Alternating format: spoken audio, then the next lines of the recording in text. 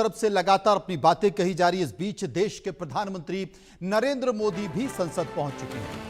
आपको बता दें कि सुबह से ही राज्यसभा और लोकसभा में चर्चा चल रही है, अपनी तरह की बातें की जा रही हैं। आज लोकसभा में ऑपरेशन सिंदूर पर कांग्रेस की सांसद प्रियंका गांधी वाड्रा ने भी चर्चा की। उन्होंने ये कहा कि लोग सरकार के भरोसे पहलगांव गए, लेकिन सरकार उन्हें भगवान भरोसे छोड़ दिया।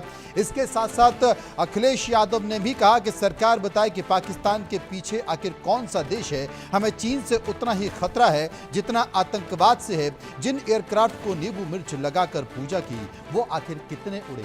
विपक्ष के तमाम लोगों ने बात की। देश के गृह मंत्री अमित शाह ने भी कहा कि हमने किस तरीके से प्लानिंग की, और देश के गृह मंत्री अमित शाह ने भी ये बताया कि ऑपरेशन महादेव जो स्टार्ट किया गया, ऑपरेशन महादेव में सुलेमान, फैजल, अफगान और जिब्रान, ये वो आतंकी हैं जो पहलगांव हमले के दोषी हैं। पहलगांव में जिन लोगों ने निर्दोष लोगों की हत्या की, उन सभी को भारतीय सेना ने ऑपरेशन महादेव में मार गिराया है, और ये सभी आतंकवादी पहलगांव हमले के जिम्मेदार थे। आपको बता दें कि देश के गृह मंत्री अमित शाह ने लोकसभा में आतंकवादियों के पाकिस्तानी होने के सबूत भी दिए। उन्होंने कहा कि मारे गए तीनों आतंकियों के शवों की श्रीनगर में पहचान कराई गई है। लोगों ने इनके पाकिस्तानी होने की पुष्टि की है। आतंकवादियों की राइफल से कारतूस पहलगांव हमले से मैच हुए हैं। पहलगांव में मिले कारतूसों की एसएफएल जांच कराई गई है।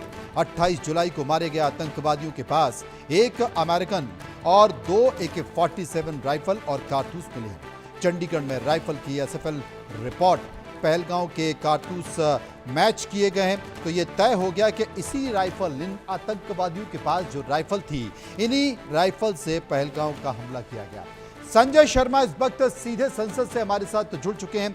संजय, हम देख रहे हैं कि कल से ही लगातार लोकसभा राज्यसभा में चर्चा चल रही है। ऑपरेशन सिंदूर को लेकर विशेष चर्चा चल रही है, और देश के प्रधानमंत्री भी अब संसद पहुंच चुके हैं। संकेत किस तरीके से होंगे? देखिए, प्रधानमंत्री नरेंद्र मोदी थोड़ी देर बाद ऑपरेशन सिंदूर पर अपना इंटरवेंशन करने वाले हैं, क्योंकि लगभग बहस आज समाप्ति की तो हो रहे। 16 घंटे का समय निर्धारित हुआ था लोकसभा में। केंद्रीय रक्षा मंत्री राजनाथ सिंह की तरफ से चर्चा की शुरुआत की गई थी, और आज केंद्रीय गृह मंत्री अमित शाह ने भी इस पर बोला है। विदेश मंत्री जयशंकर ने कल शाम को अपना बयान दिया था।